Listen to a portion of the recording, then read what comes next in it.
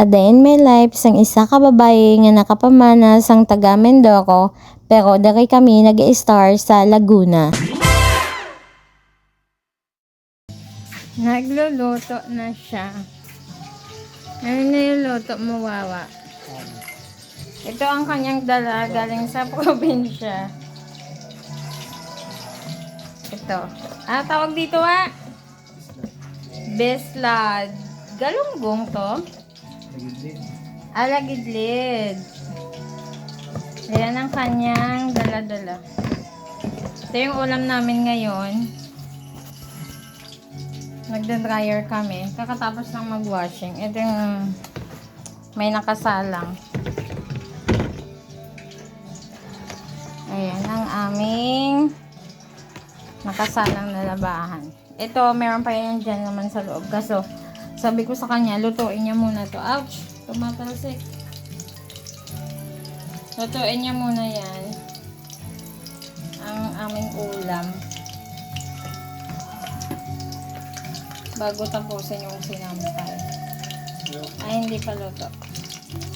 Ano lang talaga? Mahina lang yung apoy. Hindi ako lang gawa ng galing kasi nga. So, naka-freezer to. Pinadepose na kanina. Bago kami maglaba, pinadepose na yan para lambot na. Ayan. Ano na siya. Ilan lulutuin mo? Tigas yung iba. Templado na kasi to. Ano yung tinimpla dito, Suka. Suka. Tapos?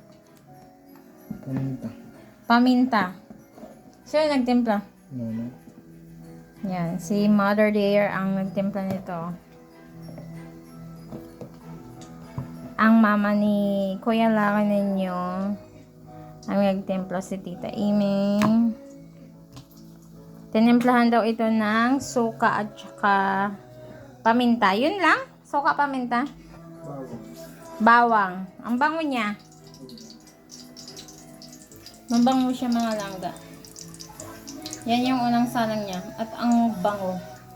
So sabi ko i-vlog ko siya kasi naamoy ko. Ang bango talaga. Yan, nakapagsaing na ako. Itong bigas namin, yung kanin namin, is galing din to sa kanila. Yung pinadala na bigas. Malambot na bigas. Ang sarap nito mga langgang lambot. Parang jasmine ang ano. Tsaka poko yan, walang mix. Dahil galing talaga to sa ani ng mga magulang ng inyong Kuya Lauren. Ani nila, sariling palayan. Baka pwede na to, ikutin mo. Akin na, baliskad ko na. Pera. Pwede na to. Ito parang luto na nga to. Tikman natin to mga langga mamaya. Ay, baka tumalsik. Ayan. So, ito na siya mga langga. Ang dala ng inyong Kuya Laki na bislad. Luto na. Yung una niyang pinarito. So, titikman ko na to. Walang tikim. May pinapanood ako. Rapid Tulpo. Hindi na makate. Hindi siya makate. Pero parang ano siya. Ano ba? Wala bang asin to? Naharap niya sa suka. O di kaya sa toyo. Isaw sa toyo. At saka sa suka. Goods mga langga ang lasa. Pinatikman ng inyong Kuya Langin dahil sabi nga ni nanay baka daw ito ay mga hindi naman. Sarap.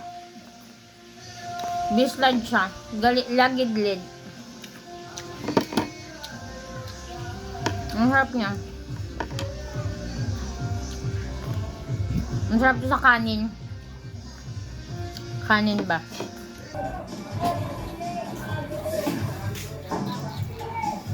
Ito mga aming ulam. May pa bot na sa ano? Ano sa may Wala kang sawsawan dyan? At dahil tapos na nga yung Kuya Laren na magluto ng aming ulam, kaya magsisimula na nga kaming kumain ng aming tanghalian. 11:45 pa lang sa mga oras na yan, kaso nga lang tumgots na kami pareho dahil naglalaba nga rin kami. Kaya ayan, for the kain ang mga person. At yung ulam nga namin dyan, yung niluto nga ng inyong Kuya Laren na lagidlid na bislad. Dala nga niya yon galing sa kanila nung siya ay umuwi. Dahil nung pabalik na nga siya dito sa bahay, ay gumawa nga yung mother-in-law ko ng bislad para may madala nga siya dito pauwi sa bahay. Mga 2 araw nga rin yan na nakalagay lang sa freezer dahil nung dumating nga siya ay hindi pa nga namin niluto. At ang sabi pa nga ni tita ay kailangan nang lutuin at baka nga mangate. Pero nung nailuto namin ay hindi naman siya makate kapag kinain. At dahil marami-rami nga yan, kaya 2 beses nga rin namin yan inulam. Balihin natin nga yan ng inyong Kuya Laren at nakapag 2 luto nga kami sa bislad na yan. At pagkatapos nga namin kumain ay ayan na, for the sampay na nga ako dyan. Dahil habang kumakain nga kami ay nakasala nga yung iba naming mga nilabahan sa dryer. Kaya timing, nung natapos nga kami kumain ay ayan na, for the sampay na ako. At ang inyong Kuya Laren naman ay tinatapos na nga yung pagda-dryer. Sa paglalaba nga namin ng aming mga damit ay balihati nga kami dyan sa gawain. Siya nga yung maglalaba o magsasalang sa washing at dryer at ako naman yung taga-sampay. At minsan naman kapag galing nga siya sa trabaho o panggabi, pagdating nga niya ay nakasalang na nga ako sa washing. At kapag makapagpahinga na nga siya ay saka nga siya magsisimula din na mag-dryer o di kaya magbanlaw. Swerte lang din talaga ako sa inyong Kuya Laren kasi hindi nga niya ako pinapabayaan o hinahayaan na ako lang ang gagawa sa mga gawaing bahay. Minsan nga ay siya yung naglalaba at nagluluto pa ng aming pagkain. Pagkatapos nga niyang banlawan ay magluluto na nga yan muna siya. Ibababad niya muna nga sa pabrek yung aming mga damit. At pagkatapos nga niya magluto o pagkatapos namin kumain, sa kanya i-dryer yan. At syempre, kapag natapos nga niyang i-dryer, ako na nga yung magsasampay. Bali, yan lang talaga yung pinapagawa niya sa akin at yung pagbabantay nga ng tindahan habang siya ay nasa kusina na gumagawa. Madalang nga lang ako na maglalaba na ako lang mag-isa. Kung paswertihan nga sa pagkakaroon ng partner ay isa na nga ako nakasali doon. Dahil hindi lang ako basta sunerte, kundi sobrang swerte ako sa pagkakaroon ng magiging partner sa buhay. At dahil tapos na nga siya mag-dryer dyan, kaya uupo na nga siya. Bali siya nga yung unang magpahinga dyan dahil siya nga din yung mga aming gawa sa amin. Minsan kasi ini-insist ko naman na tulungan siya na magbanlaw o di kaya maglaba dyan ay ayaw nga niya akong patulungin. Dahil mas gusto nga niyan kapag gumagawa nga siya ay siya lang mag-isa. Dahil maligalig nga ako kaya siguro ayaw niya din talaga na ini-istorbo ko siya sa mga ginagawa niya. At dahil naka-dryer nga yan, kaya dito na nga lang kami nagsasampay sa loob ng bahay. At kinabukasan nga ay matutuyo nga din yan. Lalo na kapag sobrang init. Kaso sa panahon natin ngayon, pabugso-bugso nga yung lakas ng ulan, kaya kapag naglaba nga kami ay hindi siya matutuyo agad. At dahil hindi pa rin talaga tumitigil ang ulan at ilang araw na ngang umuulan dito sa lugar namin, kaya yung ibang lugar nga ay binabaha na. At swerte nga kami dahil mataas nga itong portion kaya hindi kami binabaha. Ay mga langga, hasta na lang din ano yung ating ganap for today. Sa susunod liwat, mag-ingat po tayong lahat. Hanggang sa muli. Bye!